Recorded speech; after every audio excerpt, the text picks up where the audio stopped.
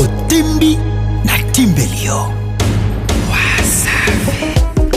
Yumba no kakats. Inax. Zoba no kakats. Lata. Yumba no kakats. Jizo. Otele mino na kwe. Osali no lokote. Otoki no kutute. Na pete kaka bongo. Yo beba pesa ya. Yo beba pesa ya. Cléopatra Mukula. Ase otele mino na kwe. Osali no lokote. Na motoki ya chibude. Wataka ule wewe. Yo beba pesa yo. Yo beba pesa yo. Les pacificateurs jusqu'au bout. Vital Kameni. Yuma no gagati. Zoba no gagati. Yuma no gagati. Zoba no gagati. OLK, Initiative Plus. Toza Golia, Toza Gomela, Toyena programme. Lilie, lilie, lilie, lilie, te yo beba pesa ya. Yo beba pesa ya. Kilo Burunda, Jean-Paul Bichweka. Obani Bulo na 10, Olembino na 12. Dala baninga ba continue. Nasima tangwa sale yo beba futa. La haute gamme Elga Elegance. Yo beba futa ya. Salomon Ben Salomon.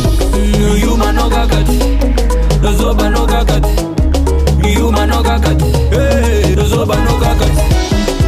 Les MVP, Serge Ibaka. Okay. Chi. Oya, sukuma, we, Simba na washa moto. Sukuma, we, ambia walale watoto. Basta cheza shubaka yoko. Sayoko, yani kama na chamba doko. Moko moko. Wape, wape, wape. Nasema wape, wape, wape, wape, wape. Sasa wape, wape. Swametaka sha, wape. Komesha, wape. Nyuno ya kwenye cha, wape. Nyongesha, wape. Oya, mateka, mikono juu. Yambu shusha chini. Leta tena juu. Shusha kwa kiuno. Tunanyatia, nyatia. Zaku nyatia, nyatia. Tunanyatia, nyatia. Zaku nyatia, nyatia. Tunanyatia, nyatia. Zaku nyatia, nyatia. Excellence ZK. La fondation DNT plus forte. Parfumerie Stéphanie Napoulman. Aïe.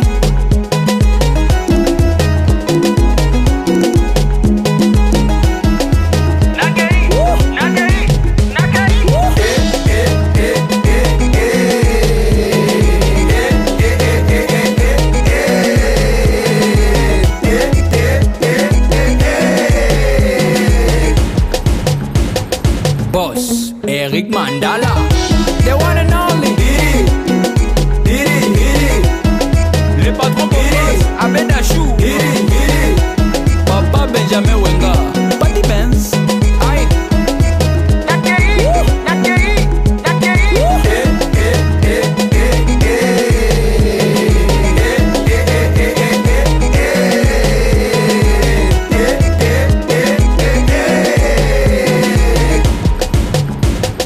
Boss, Mama Dangote.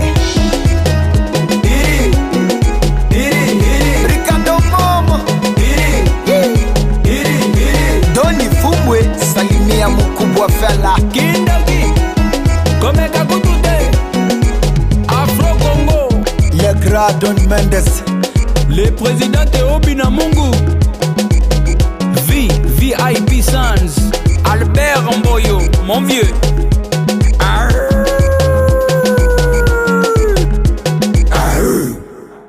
Molodoy leader.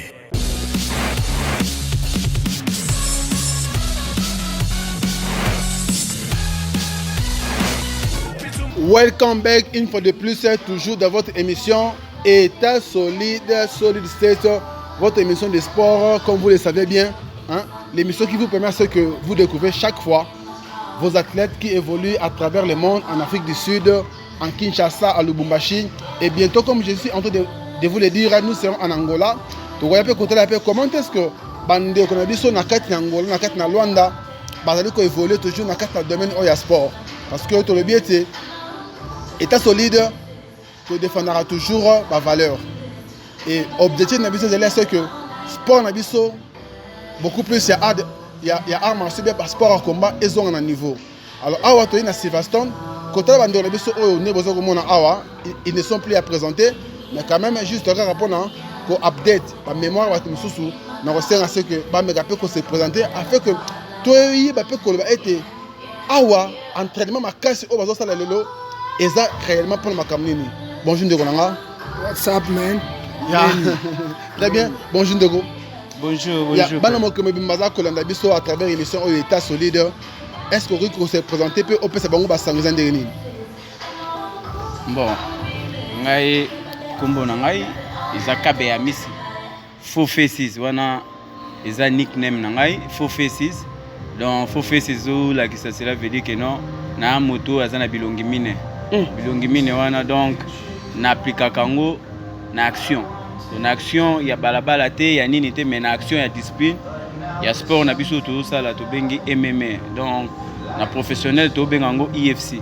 OK exactement alors ndenge so pia sa awa boni ouais nga kutu ya koloba mingi ya te naza la figure emblématique ya RTGA bato mona trop donc c'est un vrai bon tonton Ujana sexy donc kanasik Anissé Kanye ba showstopper. OK ouais showstopper na Four Faces c'est avec eux que nous allons passer le temps ya ko solona bango un peu pas expliquer biso masolongo awa ezako le kandeni alors ne connaissez Kanye ba showstopper to moni entraînement makasi j'étais sparring terrible et ça pour bozo préparer nini personnellement yo zo préparer nini bon moni pour ça entraînement et ça rapport pour la préparation donc ça entraînement ça ida o za musala on a sala radio on fait ça toujours entraînement na za ready mais si ko entraînement o yé le londe et ça préparation ya combat donc la préparation ya combat to bunda le 14 décembre on a 4 Pretoria wa na 4 Times Square j'espère boyebi que naza biso benga contender naza finaliste il y a deux double ceinture ya welterweight champion du monde na lightweight champion du monde donc naza détenteur il y a 2 ceintures mais le roi na obundango année prochaine au terme na ninga nazala active nazala toujours adversaire na obunana na bete déjà mais so a gagné bitumba atanga comme na gagné bitumba atanga comme na on a ina recorriger pour la deuxième fois na bete sous oh donc mutu bozo bundana bosi bunda déjà au bétail na bétail déjà des mais est-ce que yemoko amoni tekeno et kokaki alimi kozongolo pour quelle raison amoni que non a commis plus ma casque qu'avant ou bien comment bon pour na amoni a commis plus ma casque qu'avant parce que na combat liboso kutazaki na aleka nga na 6 kg ko 5 kg te aleka na 6 kg baboye kuto bunda nga ndimaki yo zalaki wana dioba na lobai na bétail na bétail qui est na bétail qui na 1 minute par seconde na bétail qui siko nde na wana bétail qui kuto na jeune style na se oya yaki na se na bete na se na si na bete ke tikio tout ce qu'on a bete KO ya début ya box donc na bete makofi donc na mona eloko moko te pe na tali ba komane nyonso o ala ndisi ba victoire na mona eloko te azo beta swing obiso benga mabaluka azo beta ba makofi ya ba tanzambe sunga ezwa mais keba tanzambe sunga ezwa soki pe zupe ezarape makebuka te so ezwaka mingi na bato bayata na vision te nga background nanga eza box donc nauti na box na judo nayebi likofi po moto olakisa na kutu msu box nanga naleki msu na box exactement donc kala mingi te oui tokosola be un peu masolongo ya box po nazalaki na Kinshasa na fils Lekosi en tout cas grand prêtre en tout cas merci vraiment namonaki maître fils Lekosi coach ya solo biso tobengaki ya boxer KO donc malgré ma condition malgré ma condition il y a ici entraînement champion na mona kingo ezali ma dérisoire ça il faut le dire et to za vraiment kosenga vraiment na bimaka wana ka wana malembe to senga mona Amos Mbayo azo pe moi temps atiki pe mo bureau na ye o meki pe na ko beta tour na ba club wana ya ba tete ya ngaba ya bumbu ya ngiringiri ya kasavubu oh t'as un peu la condition dans lesquelles il travaille pour que nous ayons une vraie idée il y a comment est-ce qu'on peut sunga ba club wana parce que champion du monde bauta na banzetete babima na club kaka ata soki ozali obunda na balabala mais pour comme champion du monde il faut que okotaka na club vous comprendre hein? Alors champion passage na yo et pas fils le kosi peut-être moi historique nango ezaki ndeni bon passage nanga et pas fils le kosi na club Nkosi donc na utei na club mususu na boyotanga mambo club wana po nazwa opportunité makasi te o nazwa ki et pas fils le kosi donc passage nanga ezalaki bien abundi ba compétition na comme na niveau na komaki parce que banda na Congo tina bima Congo banda na banda wana donc ya no benga cofondateur parce que tangu azaka na club kalavanga na zala ba ene na biso musu bazala ba mikili donc tanga na ye tangu to ba ina ye ano benga cofondateur na zai capitaine tina ndenge na bimi na zaki na champion zinga azobunda na Brésil champion zinga azobunda na Brésil champion Jolino Vwanda asa na kini wana champion Jolino Vwanda champion terrain tozani awa azobunda box abunda le 16 ngana abunda le 14 ya abunda le 16 ya abunda bana kile bango ba image champion terrain ba image bo mona ya abunda box tuzape na champion Jackson Masamba azani neve ya Viesinda César ya Viesinda César donc yepe azobeta fort donc en plus ndena loba na régime passé ya ancien président na biso Joseph Kabila na loba makam oyo ebele ya sport oyo tosala oyo ya biso ya arts martiaux oyo lelo champion junior Ilunga Makabu akendaki kobunda aza champion ya WBC oyo na ba sport mususu bazwa level wana te tomonaka mutu azalaki na niveau likolo ezalaka on dirait coupe du monde donc tokotia yeba nde mone mavi na biso ya basket bamutombo kembe basere na biso ya basi yuyu mwadi moni baniveau babeta wana sikoye na box mais na bale oyo tobetaka oyo bino bopomouvoir bosalaka yango tro ezala tomoni tozwaka eloko te na kane kutu tobimana biso kaka balesheki mais bolingi kaka bango mais tandis ke esika badrapeau ezoyebana na risi mobimba aki abundi batika na sango keno congolais moko alekaki awa azwa ceinture adefendre yango lisusu azwi ceinture adefendre yango lisusu donc en plus na minute on a oloba boye asigné dans Donking ana kata US ana États-Unis OK champion juste peut-être moi sango ya fils de Kosi po nazaki na ye je crois que bana kine bokozwa susu image tokozonga suku na ka on sera à Kinshasa peut-être parle-nous un peu de fils de Kosi bon fils de Kosi ata pena vrai coach pena vrai coach c'est maintenant mon atangelo bato atangelo leo ba obunda biso so obunda ngako tunade na 41 d'âge mais nazobunda toujours na actif toujours otolanda banyoso na oloba na tozobunda donc ça veut dire que fondement na biso zaki bien après ça biso entraînement bien aza makasi na technique a makasi na physique a makasi na yemo na konyer ye penda loba kotika te vaut mieux babeta okao que osenga bando yo so senga bando pe kanda o baboke poche pe kanda ye vaut mieux babeta okao omona kotsa biso netinga na club na no bunda na baluo na kata club yango moni ti lelo na zaka na mo eloko na yo moni ti lelo na moi na pesa pe mo ba entraînement po alaxa biso bien moni lenkos aza coach ya malamu oye mo pa bunda na box ya bien na Congo wana donc vie Amos Mbayo vie na biso matete malgré za ministre ya pays mobimba mais tala pepo moni nde to ba oye besika utite oye besika okende te oye besika uti peut-être okende Pote non box o tolobi trop mais to mo lo te mo lo ale nkosi wana ana bana o abimisi bana babimisi to ali banda to bunda ngayo no bunda na matete ngana zali Jackson Masamba zali wana matete na ba matete apart to na judo champion 10 kg za na Tunisia to bunda mais na ba matete ba to mo lo kuma matete na box na sport ya Jackson o bunda box kana bunda MMA mais box na zana ngoti lobi na saka bantema box mais lokwa na komi pene ba ceinture on mona tseni tina box mupandi na zona ceinture champion du monde après ce qu'on a entendu sur ma solo box. OK, merci beaucoup champion Kanyeba. En tout cas, faut faire ça tout le monde au Kangi fait ça wa. Na deux choses ma pona nini. Et ça rapport aux hommes adversaires dia oya soya ndenge boko nyunga na makofi na kata cage. Vraiment ya ko sala commentaire mingi ezate pour soto bito sala commentaire belé mbanga passé. Donc quand na bino kino o faut faire njambende moto na loba njambende moto nde njambe. Et moto et quoi moto quoi bende qui c'est image. Biso champion ni Sao Cholo bawana. Donc le 14 décembre na meli na Times Square bato ba matete na biso ya koto na matete na biso ya koto ouais donc quand des champions ni ça lobby donc musala nde donc ba o pe ba yebi forfait singa ba be nga susu homme de masque donc na yaka na ba application na nga na yaka na ba stratégie na nga na ba masque na kota na ngo na yaka na ba chaîne miololo soki adversaire nga salima seki na latisi masque na kangi miololo donc Eza bongo. Alors, il faut faire cet entraînement vraiment très bien vraiment. Est-ce que personnellement, aux autres se sentent qu'il y en a aux apps prêts pour le combat vraiment? Vraiment, ça parce que ça fait un bail de peau bondage, tout le blanc vraiment. Vraiment, ça commentaire, naza prêt pour le combat. Donc, pour le combat, vraiment, naza prêt. Tu as un champion Nice, quand il y a un contender, donc tu as un bango, tu push. Ao bakisa susu un plus na kati na biso ka ningo lo ba ke non box ezo fanda penza ke non tellement biso moto abato makolo donc makolo kikeza wana donc boxing champion ni ça kotisi makambo nyonso donc ya ko sala commentaire ezate soki ayena se akuta penza ba kwanga penza ke non ezali donc ana place au lekate vraiment place au lekate.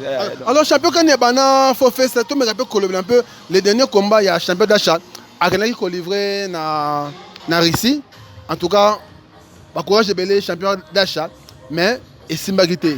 Mais ça, je ne peut-être repasser dans le champion d'achat personnellement. Bon, on a un champion, true champion. Il y a un double ceinture à UFC, malgré changer de division à la UFC. Et là, on a un c'est une famille. Donc, on a un bunda à fortifier, on a fortifié toujours dans toute la famille. Bon, on a un il faut tout le monde la vérité pour eux ça la bien. Champion d'âge a trop sur na judo naie, trop sur na judo naie. Agi na setup te auto benga donc. Moi gauche, azaki na ngote. Moni, ya ngo salami ke ake ya no kana mingi mouvement. Amna nzoto obete parce que muto na bimoni bitumane daka. Tellement ya longwe, premier combat a gagné ki na makofi. Abeti makofi, deuxième comment faire aza na setup. Moni fa aza na setup. Joana sela ki taille na ye na maboko na ye ya omoni nde échec omoni champion d'achat zaki mais na yebi ka kobongisa mais champion d'achat moi boxe ebele moi boko moi maboko makolo eza nango mais moi boxe ebele pourtant obimisa gauche adversaire pe azomona ke muto obimisa mais tant yo chebo obimisa te muto ana tema yebi liko fa omona déjà que afona beta donc moi boxe ebele oluka moi gym boxe judo za oya yo ça le bungisi judo mo bungisa judo netinga na tangu na baebane nanga tangu na polaka ba combat nanga premier combat deuxième combat champion igeka kuzabenga bisinga ba mbona se yaka na kena 2 ans lit 2 ans ya lit box na no sa sauter donc 2 ans lit tangu lit se vandi lelo et comme passeport bambanga sona so liko bambanga ko kite na beti ono mona obeta bakao no mona to beta na to beta dernier combat na betaki former champion na beti ndalaka champion du monde na na lo catégorie na matelier na beti ape mutu ya likolo ya makofi makimi na komoluka bambanga o monique makofi na yeli donc na se azoko rater o mona donc elo on sait na champion d'achat abakisa moi azonota 2 mois mon boy. Mais pour national na 6 mois. Donc on a 6 mois à consacrer plus ou moins 2 mois 3 mois par rapport à Coco et sa sous-box. Bon. Bah ça pour chaos aux yeux quand on vendra. Ouais. Yo va ça chaos style quand ba ko beto lo mo boy quand vend. Donc na za wana azata 3 mois. 3 mois penda ki na box na ba muay do ça me semble à col ça stand up né. Pour ça déjà OK. Alors ana makofi ya makasi mais faut ça na setup auto bengaka gauche pour bituma musoko ganyango na kaoto ganyango na point na betaki ba gauche ebele yo betaki 3 nga betaki 7 yo betaki 7 nga betaki 10 exactement oui faut faire ce message no avant que tout les cas total un peu comment est-ce que entraînement ezako les cas en fait que bana mokile mobimba ba comprendre que non pour comme champion ndeleza ramoko qu'on s'entraîner comme il faut et aussi dans les conditions. Ouais, pour nous comme champion, bah lobby que non hard work is qu'on appelle. Donc, ce qui mosala et qui malobana ebele, yangwana et futaka. Alors donc mosala na biso sport tolobara mingi te eloko elobamaka ezalaka entraînement kisi ya bitumba ezalaka entraînement donc air moko na sport ezali some days we can lose some days we win donc eza sport comme si tokiopola comme si togagner mais cela veut dire pas que non soki opoli eza te kezwa makasi te ou bien soki ogagner ke yo oza makasi koleka bato nyonso te eza ke non sport esenga bongo ntango poli epesaka biso lisusu makasi na motivation ya kofocus que prochainement ntango ozoya donc place yo osalaki erreur ogardaki bien te le temps oya tour asima donc bato bamoni ke non moto oyo amultiplier lisusu donc même adversaire ayeba surtout te ke non moto ndenge nakomi makasi boye donc kisi ya makasi ezalaka entraînement. État solide. Mark my word, I'm telling you, you sleep, Papa, I'm going to punish him and to show the dangerous Congolese, Aniset Kanyeba. I'm gonna beat you like nobody.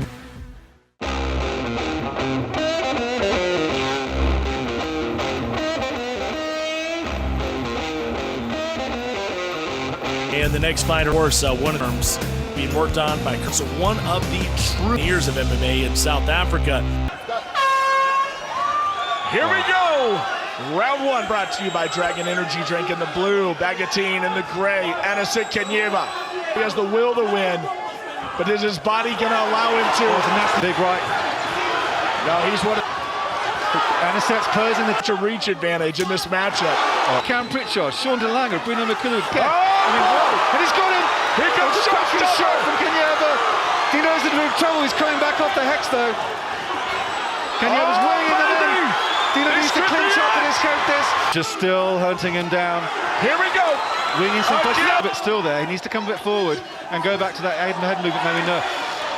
What do I need to do to put this guy away? That was a big left from Kanyeba. Dino came out into the second, bouncing on his feet, light as a feather. And I expect him to come out in the third. Aniset, the showstopper, Kanyeba.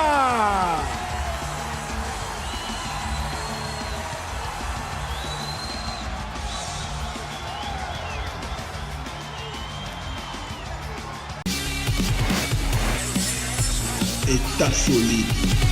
Welcome back toujours dans votre émission État solide.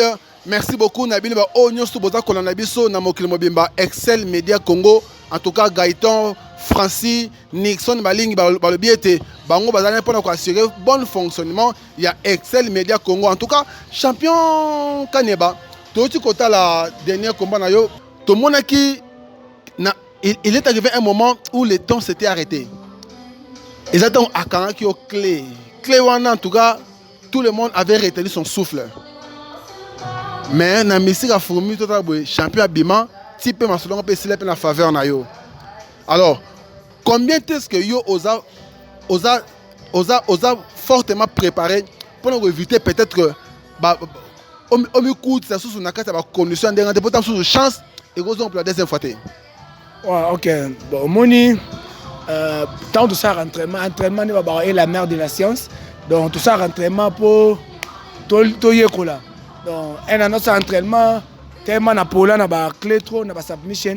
Donc na linga gina ko marake tato ana mulwa le kofi a Pretoria Jean-Marie Kabea bana salongo nyonso Jean-Marie Kabea le kofi a Pretoria tout ça na ya ramakasi na bloko wana. Linga ko tana na kingwa Jean-Marie Kabea akayenga na clé penda Black Jesus akayenga penda clé esali penda ke na yo kana selo kwa na kufi na leg na koi kao no monelo esai ke na komba wana kitema na ebike Jean-Marie na Fox yo na Fox kwa Jean-Marie te so na résister na o Jean-Marie boni yae omoni en plus na yeba ke ta na kota ke na kata clé wana na zelie na zu ebo mona coup o e va na libuni a ezali ke e bloqué ye a côté de clé kota te le temps na moyo kama kone ko mo tramé no mona binaki omoni. Donc, il faut bloquer musuba ba mekaka penano. Mais clé kotaki. Tant que continue na pas na beta bon pour na utaki déjà na kopola mo mi balé. Donc polo na erreur moko boina Zambia mo boy. Isna mataki de niveau fa na bundi apé sentir. Mais na uti opola na pola na Zambia na poli na ndeko na biso commande boy aller lunga. Donc to bunda to no bunda oyo gagner ke sentir. Ya zo ki point gagné na 1 point parce que ça a kanda habité na ropola te yo moi na kota qui suis no moi na bimaki ay na 6e ba mo po ba yeba benga 1 minute monster donc na 1 minute à le monster donc ayaka parce que après 1 minute asili État solide. Hollande donc na komba to binga boxer na judoka mais na combien na sport ebele discipline ebele o ita ke lelo sinanga ita ke na Congo to apprendre bato baza kuna ba champion moti wa boxe pesi nanga matete ba champion moti ba matete ba ebele zaka matete po matete bomoko na kati kin matete bomoko na Angola donc matete bomoko na roya na osenga na son excellence ministre na biso Amos Mbayo mona matete mona biso matete kolo héritage donc sala ke toya oto anango tokende ko pesa na Congo ata séminaire ata pour 1 mois na ye na pesa entraînement na zongi po à bientôt j'ai 41 ans à bientôt 2 3 4 ans na ko kata carrière parce que mayele na nango etikali ka epa na ngamoko na mo pesa encore ba sud africain na mo pesa mindele awa comme na mukolo pilote on a la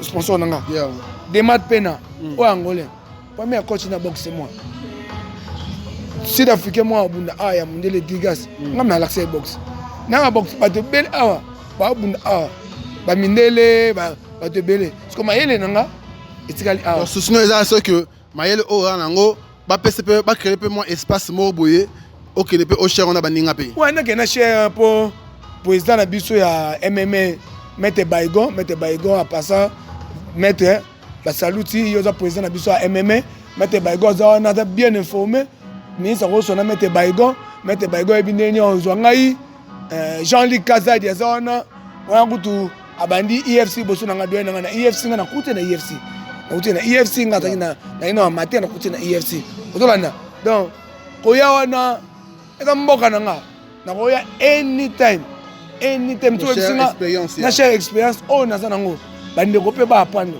exactement donc bande ba apprendre tete to tika no po ba bon athlète basa na Congo na koleka nanga exactement sikanga na comité bango ba koleka yango basebe lelo bota to na Eliezer Eliezer azobunda abunda professionnel karaté abunda le kate abunda bref abunda lobby abunda bref abunda ku UFC ya ke fédération mususu otolanda pona ko lakisa ke auta Congo aïe awa Azadi a bon déjà bon alors faut faire cette chose qui est vers la fin de notre émission. Alors quel est peut-être ton message de la fin au Corée peut-être qu'on lancer na Kinshasa ba oyo baza ko pratiquer sport balingi sport bien que peut-être que ba condition ezaneti na bamboka misusu te il faut qu'on se le dise mais balingi toujours sport encore mon yo message no ekozani pour na bango mango koto na bino bandeko nyonso bana kin bana Congo vraiment message nanga eza que non sport eza discipline d'abord sport eza discipline en plus un sportif d'abord il faut linga musala na yo lelo yo to moni que non to ye na bamboka libanda mboka mopaya wa boye le moi sport na biso to yebaka tant que to ye na mboka oyo to multiplier yango to lambi yango lisusu tozo bundango suna babalabala te to sana ngo kikuluna te to sana ngo boete mais tozo sala yango siko ke no to pesa lokumu ya mboka en plus lelo yo soko tali lelo yo so tala majorité mona ke no ba congolais vraiment na sport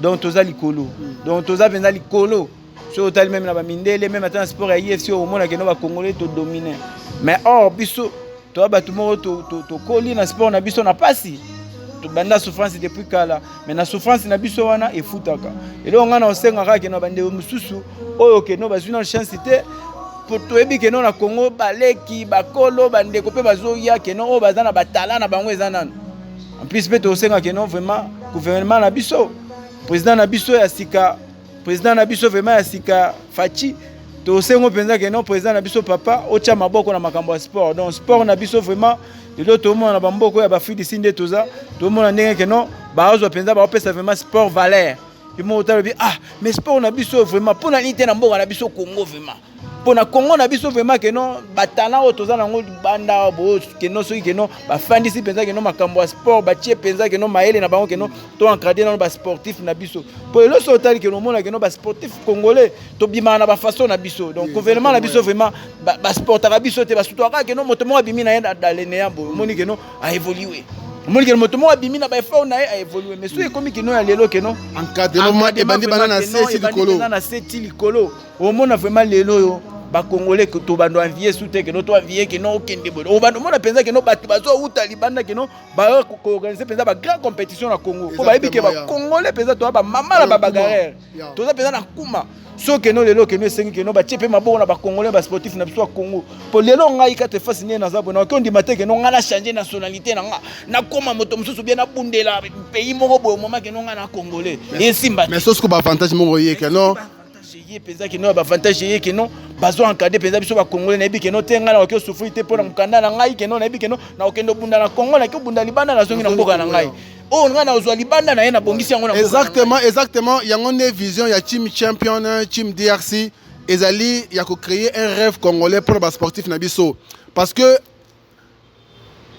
to s'entraînera te ba sportif na biso ya arts martiaux ya ba sport à combat ba s'entraînera te pour ba kene ko réunir na États-Unis ba s'entraînera afin que alongo na Congo ake a beti mutu na États-Unis après azongi na Congo pourquoi azongi na Congo parce que na Congo à travers les sports qu'il pratique Aza ko se retrouver comme il faut et tout ça ko senga vraiment na son excellence Amos Mbayo a fondamentalement mis sur côté wana a tchaba tout pembe na ye ba fanatique te hein Amos Mbayo ko tchaba fanatique te il faut tchaba to la biso au côté o lobi mabe o sali mabe biso to ko biso que non excellence o beta fo côté yo bongisa excellence côté yo oza ko ignorer yebela afin que kaka sport na biso ezonga na niveau.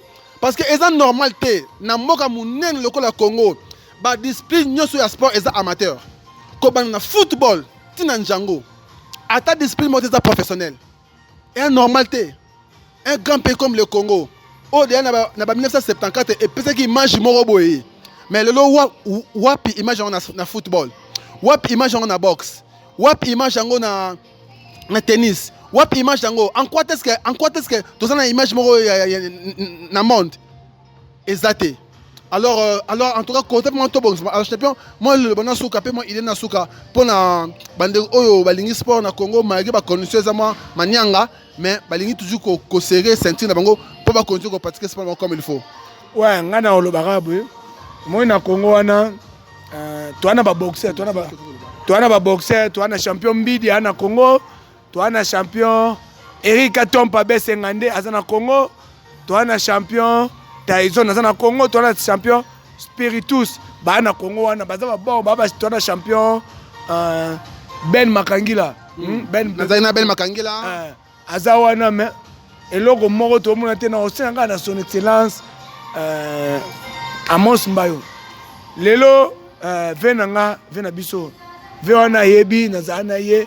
na propagande na oloba po on a la droit d'expression fona loba Denis Kambai wapi lelo asa mpanzi hein arenya ki sa malonga ba ko sportif rien donc c'est ça venir aux sportif te to etozi ministre wa uteko ya awa on a pinyango na zaigi ne ana loba na ye na bisi etable c'est l'exception angala saka lokoso mbongo lelo azate ponga na loba okeno na ngapa imongo te lelo ngapa mbongo na ote pe lelo na ngapa mbongo na ote lelo yo zana pasteur oza ministre sama oyo sa ke lelo pespo ponga na oshena etiko na sango za pe ngana oshena nationalité na ngoma français na oyebisa bino na oshena nationalité parce que bana bandi carrière nanga si lelo je 22 combats tina bandi premier combat tina ngoma 22 il était toujours congolais na mona te loko moko te na envisage ko libanda pour nako année prochaine na ko bunda libanda na ko bunda en tant que français parce que na asu na taku tuteo boye bisanga boye eloko te na oshena na nationalité par rapport à nanga onga na otala parce que so leo na zelika na za congolais lobi ba na ngai anise junior na Congo Enoch na Congo Ketsa na Keren baza awa maman bango na ko za ba se retrouver ndenge nini po parce que na ngai na za congolais na et aboutir na rien et pesinga eloko moko te la majorité bato baza pe na ba gouvernement wana mingi pe baza ba de nationalité ndenge ndeko na kata fasa to ba président na biso Fachi président Fachi ezaka ayete président Fachi atia bato ministre Kingani boy ministre na faut so musala wana donc Amon Sombayo asa musala yi donc ils ont le même tant que na président Joseph Kabila bato bazaki pene wana parce que ba avanti balele ba mbongo na bango pour besoin ba renier batina bana bango baye batangi na ba collège azongi mona bo benga licencié on na collège aux licencié ndengeni donc sport son excellence na pesio ba bimata les jeunes pour na Congo les jeunes ça raté bimata les jeunes sala moi elo mo etikala so etikalité un jour quand moni nga on ya suna na TVA na lo ba suna popola yo na popola za fina nga mateme na popola parce que nga so ina ozote le côté ba na ko pesa un champion quand et là on a comprendre que non ceux qui ba ministre en sport ba le ka ba saka elo mo côté et ça parce que ba se faire entourer na ba petit bitinda au lieu ba petit travailleur alors excellence Amos Mbayo avec tout le respect fais-toi entourer avec des petits travailleurs ba on ba ko travailler fait que sport na biso ezonga na niveau na ta ko répéter c'est ça normal te mboka munene le Congo ba discipline nyonso ko ba na football ti na nzango eza ba amateur si amateur alors yo longo na biso na amateurisme ça toi c'est que professionnalisme ekota c'est l'équipe professionnalisme ne ego benga c'est que ba grand sponsor ba ya parce que ba sponsor ba sapatable ko ya ba amateur te yango mona bozara na ba sponsor moko j'ai bien moko mike mais ba grand sponsor ils viennent là où il y a le professionnalisme. Alors champion, mot de la fête, mon pote aussi parce que tu combien de émissions na biso. Bon mot de la fête nanga ezaka ke ba sportif union sur na Congo, ba sportif union sur ya arme sur nga lobela mingi, sport nanga, football pesa, basket pesa, mais on lobela ce que moi je fais, hein? Arme sur bobenga biso, ba voyou. Bo qualifier biso, on a bonga bo qualifier biso, bande ko champion bidi, champion Tyson. Ba champion tout au boyebi ke bozaka na état soli na état major général ba champion na Angola bino tout bolenda kaka malamu kozala to bundaka nde to bundaka na minute oyo na Congo bo na champion du monde na champion Martin mais bimela ngo libanda yo za na Congo point ni boko saka te bato bimaka ki abundi abimi champion donc son excellence vient na coach na fils de coach azana ba boxeur abia bazana so ke na club mo mécano ba boxeur abia bazana OK na pas coach Karamba na yolo ba boxeur abia bazana donc message danga so ke zaka ke bo soutenir nga na bunda combat ceinture ya champion du monde na bunda deux catégories donc les champion de bunda ya milu na lu na bunda lightweight na welterweight donc soutien na bino ça biso bien matete bomoko toujours bendele toujours. État solide. Ladies and gentlemen, 3 rounds in the EFC lightweight division. Introducing first, fighting out of the red corner, fighting out of Pretoria, South Africa, Anderson Showstopper Kanyeba. Please don't blink. This thing could be over in an instant. Round 1 brought to you by Dragon Energy Drink. Feel the power. Delafield in the black, Anisette in the white. Well, even after 10 seconds, this is very patient for Saxon Delafield. How about we just get like a best 2 out of 3 with these guys? Oh, it's a big right. Oh, baby! Straight away. Right hands, nasty bombs. Anisette's firing back as well. Both Delafield guys. is an animal. Sledgehammer shots. And Saxon with a double view. Saxon Delafield, what a fast transition. I really thought Kanyeba was tapping there. I'm pretty sure I saw 2 taps. I think he might slip out of this one too. It's tight though. Anisette has to keep his mind on the submission, not just throw those punches. Saxon just get an angle that he can't really go around to the head and pull it down. Wow, how tight is this? Beautiful chances. Go back for the arm for the third time. Oh, and he's getting Great bent. work from Kanyeba. Oh my goodness. What fantastic fight IQ, and now he's in form out as Kanyeba as he knows. Is what you came I think Saxon for. Delafield's complaining about him holding onto the shorts in some kind of way or pulling him down. He looks over to the referee, it's a not bad thing. Good uppercut by Kanyeba. Big uppercut by Kanyeba, and he stops the takedown. I think Saxon's stunned by something. Yeah, he's covering up. He's hurt. It's a bad situation for him. You know when he looks over to the right. He's about to get trapped into another armbar. He's not. It only takes one. 15 seconds left in the round, and he takes a knee This going could down be again. it. He's covering up. Bobby Carroll Jr. is looking very closely. A lot of unanswered questions. Nasty elbows coming in. Saxon just covering up. Anisette more than happy to trade.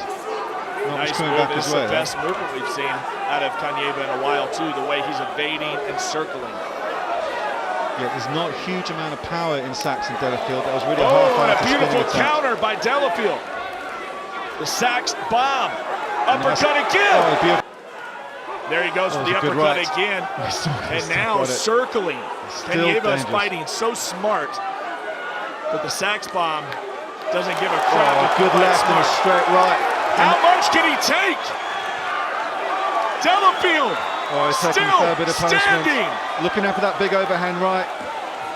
Earlier, that uppercut was the money for Anisette Kanyeba because of the ankle, but now he's just covering up.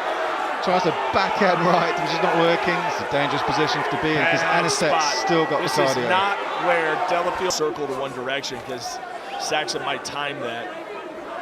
Oh, nice right high roundhouse from Kanyeba.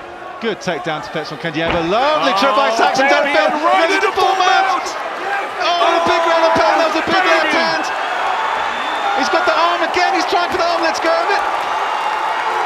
This is not your granddaddy's Anisette Kanyeba. This is a different type of Anisette. Incredible. The IA team was a local team here going absolutely crazy for Anisette, and they're actually probably shouting at him to do. He didn't eat the time up. He's got 1 minute left. Ladies and gentlemen, after 3 hard-fought rounds, we go to the judges' scorecards for a decision.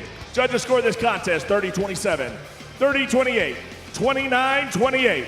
For your winner by unanimous decision, Anisette Showstopper Kanyeba.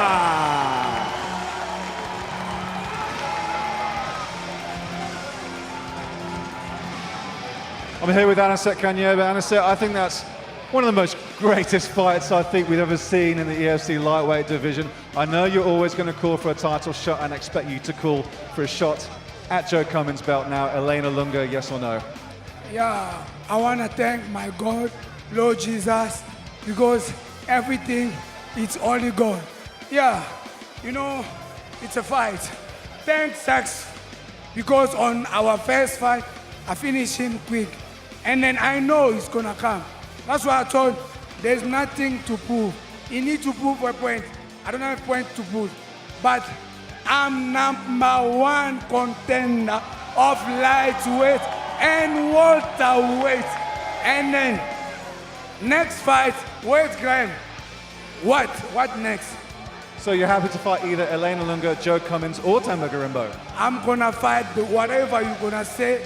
I'm gonna fight him. And I wanna thank all Pretoria guys, they come to support me too. I know, I beat him 2 years back. I finished him on the first round. I was thinking if he go back, he's gonna train, but I didn't see anything. He just put more tattoos. Yeah, that is what it is. There's nothing. And then I know he said that he's gonna stand with me. There's no stand up. I beat him like my son. This is the second time. If he try for the 3rd time, he's gonna go to hospital. And then I knew he's gonna come with aggression. I know everything. And then my wrestling is better than his wrestling. Even my grappling is better than his grappling. And then I use my reach just to beat him.